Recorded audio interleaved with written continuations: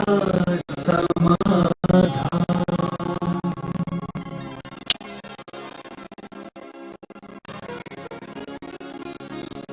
नमोस्तु गुरुदेव। आप मंच से शेर की तरह गर्जना करते हैं और मंच से अलग होने के बाद गाय की तरह होते हैं, तो ऐसा क्यों होता है? सत्य यही है कि शेर और गाय एक घाट पर पानी पीते हैं, यही महावीर का आदेश है।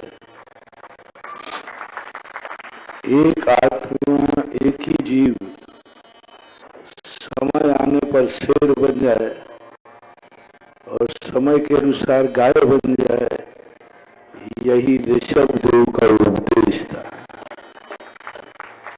एक और ऋषभ देव ने तलवार दी है, एक और उन्होंने पिछिका भी प्रदान की। जैन दर्शन का यही है, जहाँ धर्म की रक्षा की बात आए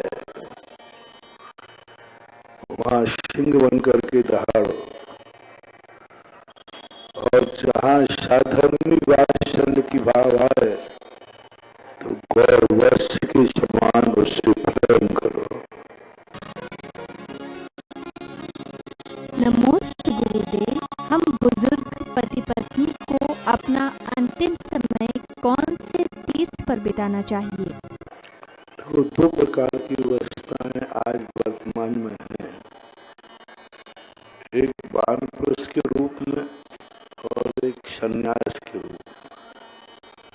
आप वृत्ति जैसे रावत बन करके आप अपना अंत समय गुजारना चाहते हैं, अकेले पति पत्नी, हाँ, तो एक आपको तारंगा के अंदर विद्यासागर तपोवन है, वहां पर एक बहुत अच्छी व्यवस्था है, स्वाध्याय की व्यवस्था, रहने की व्यवस्था, सारी व्यवस्था है। बस आप अच्छे से सज्जनता से, वृत्ति नहीं बन पाए तो वृत्ति जैसे बन के रहना चाहिए। दूसरा, यदि आप खुद अपने स्वयं का भोजन बना करके स्वयं अपनी व्यवस्थाओं से रहते हैं, तो अजमेर के पास ज्ञानोदय तीर्थ है, वहां पर वानप्रस्थ आश्रम जिनमें आपको फ्लैट दिया जाता है। मेंटेनेंस का थोड़ा बहुत खर्चा आपको देना पड़ता है, बाकी आप स्वयं फ्लैट में रहिए, भोजन खुद का बनाइए और धर्म ध्यान कीजिए। महीने में कम से कम 20 दिन वहां रहना अनिवार्य है। 10 दिन आप घर भी जा सकते हैं। साधु संतों के पास गए हैं तो वो आपकी हाजिरी में काउंटिंग की जाएगी। मान लो 4 महीने को आप किसी महाराज के पास गए तो ये माना जाएगा कि आप वहां रह रहे हैं। तो वानप्रस्थ के रूप में अपना स्वयं की सारी व्यवस्थाएं बना करके दोनों दंपति अंत समय शांति से गुजारना चाहते हैं और आप वस्तुतः शांत हैं, तो आप ज्ञानोदय तीर्थ क्षेत्र में वहां जाकर के सुकांत भैया हैं, कमेटी हैं, उनसे आप संपर्क कीजिए। वो आपको देखेंगे कि आप उसके रहने लायक हैं कि नहीं, और या थोड़ा और अच्छी तरह रहना है तो मतलब त्याग के रूप में रहना है, तो आप तारंगा में बहुत अच्छी व्यवस्था है, बहुत अच्छे लोग वहाँ रह रहे हैं। नमोस्तु गुरुदेव। जब हमें बार बार असफलता मिले तो इसमें पुरुषार्थ की कमी है या भाग्य की कमी है? दोनों मानना चाहिए।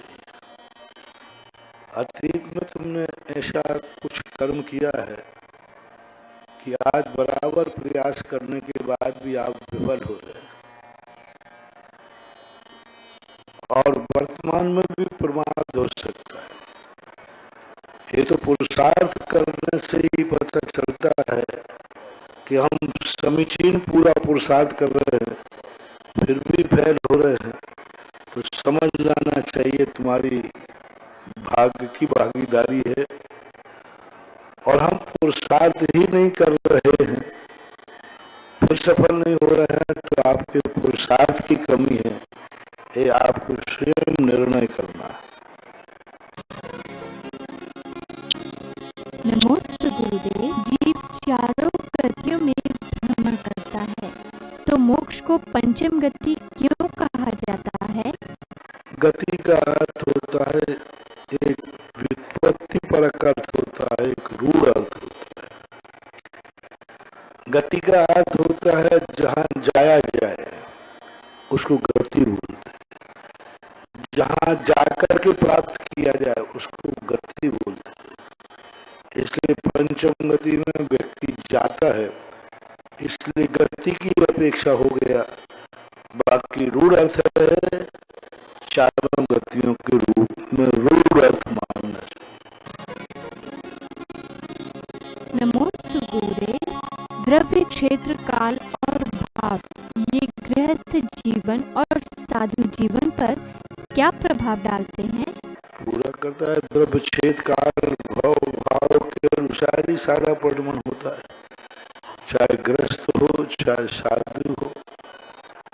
साधु के ऊपर पड़ता है द्रव्य का आज योग्यता है, वह उपादान इतना शक्तिमान नहीं है कि वो केवल ज्ञान प्राप्त कर सके। तो सबके लिए कोई भी कार्य हो, द्रव्य, क्षेत्र, काल, भाव का तो प्रभाव पड़ता ही है। नमोस्तु गुरुदेव। नमोकार मंत्र के जाप करने से 500 सागर के पाप कट जाते हैं, तो यह किस अपेक्षा से कहा गया है? देखो, ये तुम्हारे लिए प्रोत्साहन देने के लिए कहा जाता है। प्रोत्साहन का अर्थ होता है कितने सागर के पाप कटने का अर्थ है कि निधत निकाल। अरे उन्होंने तो पढ़ने की बात कही, यहाँ तो अंजन चोर को पढ़ने भी नहीं आया, श्रद्धा करने मात्र से जन्म जन्म के पाप क्षण भर में कट गए। यहाँ तो 500 सागर किया, जन्म जन्म के अनंत पाप भी मात्र श्रद्धा कीर्ति पड़ा भी नहीं था। तो ये कहलाती है, इनकी उपलब्धि अनंत रूप होती है। एक सीमित संख्या तो आपको बताने के लिए बांधी जाती है, बाकी नमोकार मंत्र पढ़ते समय, श्रद्धा करते समय जन्म जन्म के अनंत अनंत पाप कर जाते, सागर के समान पाप चुल्लू भर रह जाते हैं। ऐसे नमोकार मंत्र की महिमा है। नमोस्तु गुरुदेव। पुरुष वेद, स्त्री वेद और नपुंसक वेद, इन तीनों वेदों से मोक्ष कैसे प्राप्त किया जा सकता है? कोई व्यक्ति भाव से है, द्रव्य से तो पुरुष ही होगा। कई लोग बाहर से द्रव्य शरीर से पुरुष होते हैं, लेकिन अंदर से स्त्री होते हैं। जैसे आपके बुंदेलखंड में पिंदुला बोलते हैं, पिंदुला जो पुरुष है लेकिन स्त्रियों जैसी चाल है, स्त्रियों जैसी आवाज है, स्त्रियों के कार्यों में रुचि लेता है, स्त्रियों के बीच में उठने बैठने में, उनके खेल कूदने में रुचि लेता है। तो ये सब कार्य उनके जैसे होते हैं महिलाओं के, वैसे ही वो अपने श्रृंगार में रहता है, बाल बढ़ाता, चोटी करना आदि करना, ये सब चीजें स्त्रियों जैसी करने के, इसको समझ लेना चाहिए, स्त्री वेदी है। ऐसा ही कर स्त्रियां होती हैं पुरुष वेदी, शरीर से स्त्री है लेकिन अंदर से वीरांगना है। जैसे लक्ष्मीबाई, महारानी लक्ष्मीबाई जो है शरीर से स्त्री थी, लेकिन आत्मा के वेद की अपेक्षा वो पुरुष वेदी थी। तो ऐसे विषम वेद आज भी समाज में देखे जाते हैं। मोक्ष होता है क्योंकि वो छायक सम्यक इसी भाव में भाव से हैं, वो मुनि बन सकते हैं। बाहर से पुरुष से स्त्री से, बाहर अंदर से स्त्री है तो मुनि बनने में कोई बाधा नहीं, छायक सम्यक दर्शन प्राप्त कर लेंगे और मोक्ष जा सकते, कोई बाधा नहीं। नमोस्तु गुरुदेव। जब हनुमान जी भगवान राम के पास ही रहते थे तब भगवान राम को हनुमान जी अपने सीने में क्यों छुपा कर रखते थे? तो क्या उन्हें राम से दूर होने का डर था? अभी रामचंद्र जी सदा रामचंद्र जी के साथ रहते थे। आपको रामायण में दिखाया जाता है, वही सीन दिखाए जाते हैं जहाँ रामायण के साथ रहते हैं, ऐसी बात नहीं है।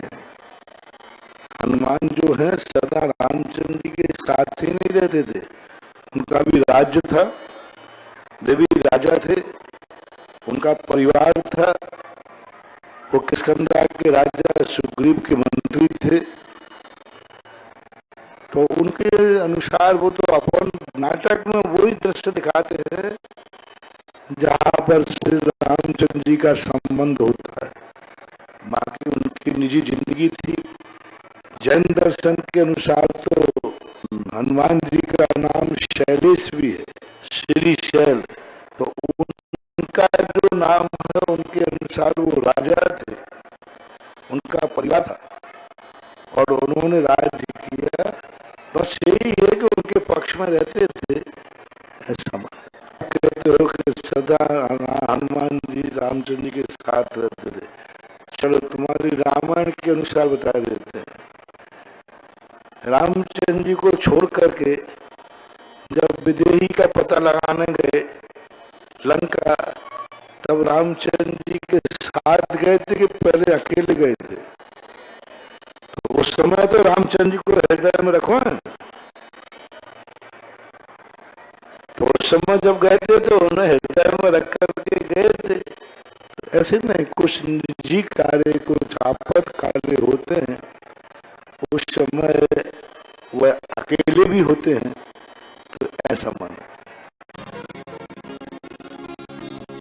नमोस्तु गुरुदेव। अभिषेक और शांति धारा सूर्य उदय से कितने समय पहले की जा सकती है? उजेला हो इतनी ध्यान रखो। कोई विशेष अनुष्ठान आदि है तो थोड़ा बहुत आगे पीछे हो जाते हैं, सामान्यतः उजेला हो जाए। नमोस्तु गुरुदेव। आरिका माताओं को श्रुत का कितने अंकों का ज्ञान हो सकता है? आरिकाओं को 11 अंक तक का ज्ञान हो सकता है। पूज्य वज्रसेन स्वामी ने महापुराण के अंदर श्लोचना के लिए आरिका बनने के बाद 11 अंक का ज्ञान है, ऐसा उल्लेख किया है। नमोस्तु गुरुदेव। अनंत के भेदों में परितानंद युक्तानंद किसे कहते हैं? परितानंद युक्तानंद का अर्थ होता है जो छद्मस्त के ज्ञान के विषय से बाहर हो जाए। छद्मस्त के ज्ञान का विषय अवधि ज्ञान से असंख्यात तक है और परितानंद अवधि ज्ञान से बाहर है, लेकिन उसका अंत है परितानंद। परितान सीमा है, लेकिन छद्मस्त के ज्ञान से बाहर। युक्तानंद भी परितानंद से थोड़ा बड़ा है, उसका भी अंत है। इस प्रकार से इनको अंत होते, एक होता है अनंतानंद जिसका आदि और अंत नहीं होता है। नमोस्तु गुरुदेव। हम यदुवंशियों का जैन धर्म में क्या वर्णन है और हम हिंदुओं को क्या सीख दी जाए कि हम अहिंसा धर्म को बढ़ा सकें?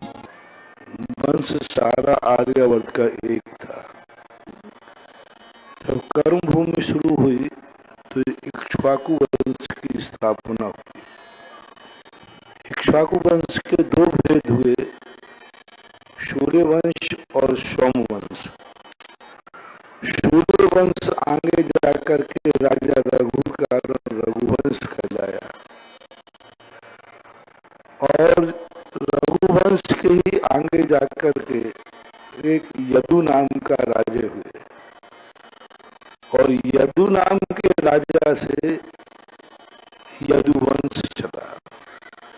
अलग से कोई चीज नहीं थी, राजाओं के नाम बनते जाते हैं, कोई प्रभावशाली राजा आ जाता है तो उनके नाम, यदुवंश के नाम से, यदु राजा के नाम से यदुवंश चला।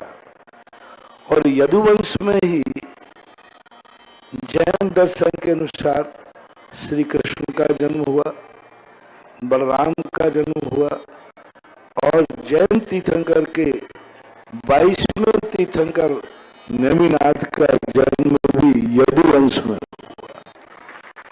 वो यदुवंश,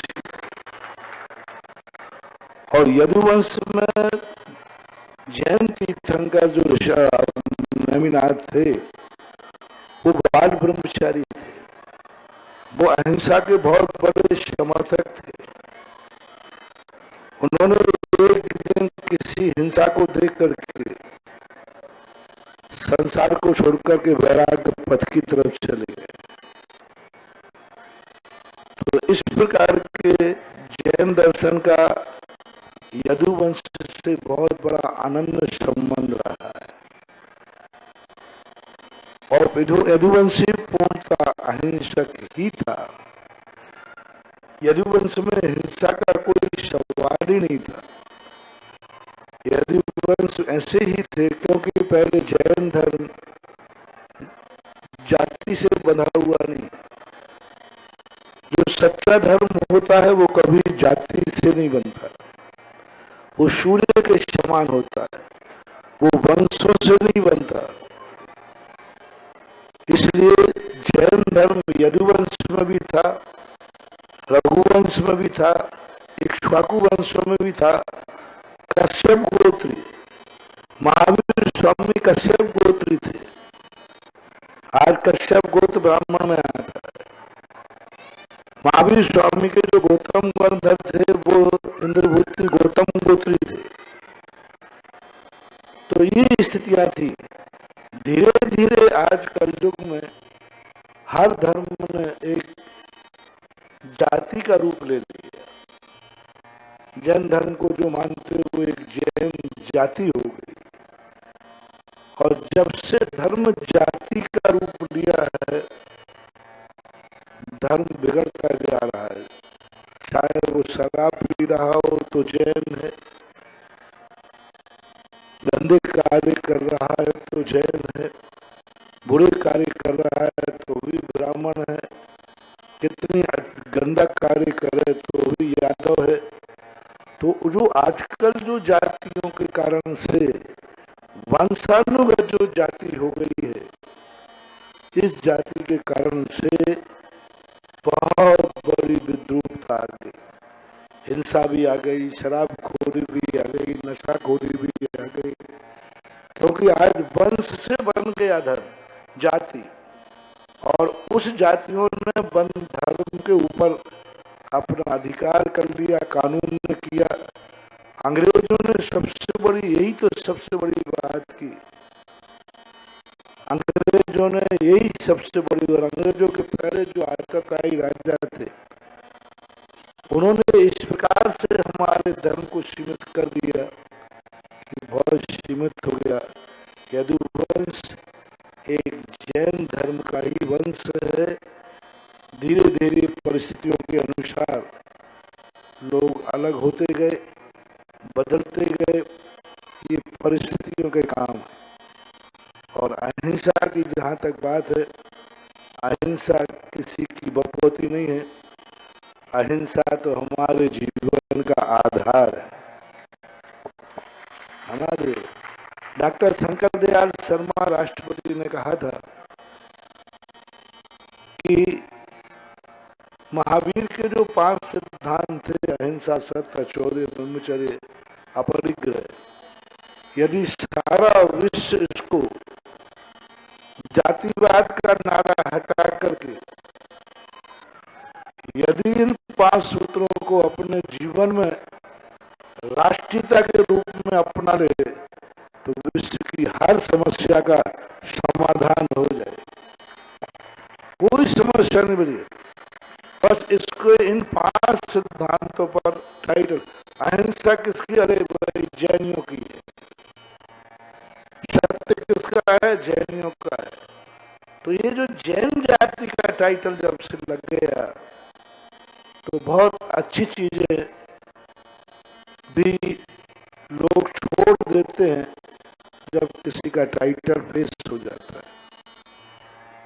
यदि टाइटल हो, यदि हम थोड़ा दूर हटके जीवन के साथ इन सूत्रों को जोड़े तो जैन धर्म तो उसके पास जाके पहुंच जाता है जो अहिंसावादी है, वही वास्तविक जैन है।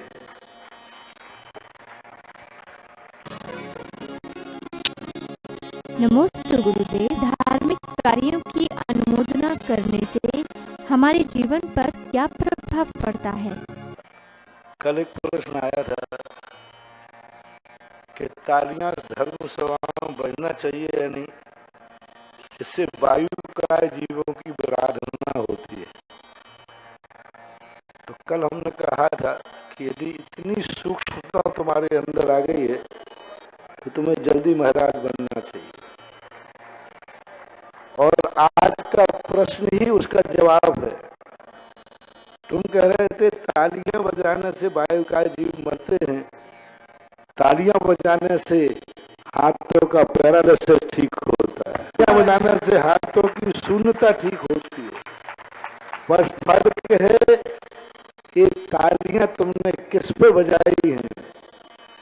यदि अच्छे कार्य के लिए बनाई है तो शून्यता होगा, और किसी की मजाक उड़ाई है तो अच्छे हाथ भी शून्य हो जाएंगे।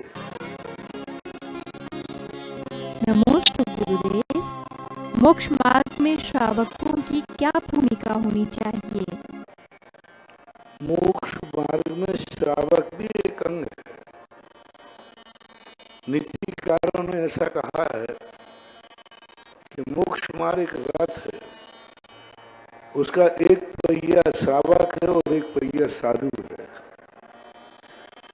तो श्रावकों की सबसे बड़ी भूमिका है, जो साधु मोक्ष मार्ग पर चल रहे हैं उनकी सुरक्षा करना, उनकी सुरक्षा करके उनको सहयोग करना, यही सबसे बड़ी भूमिका है।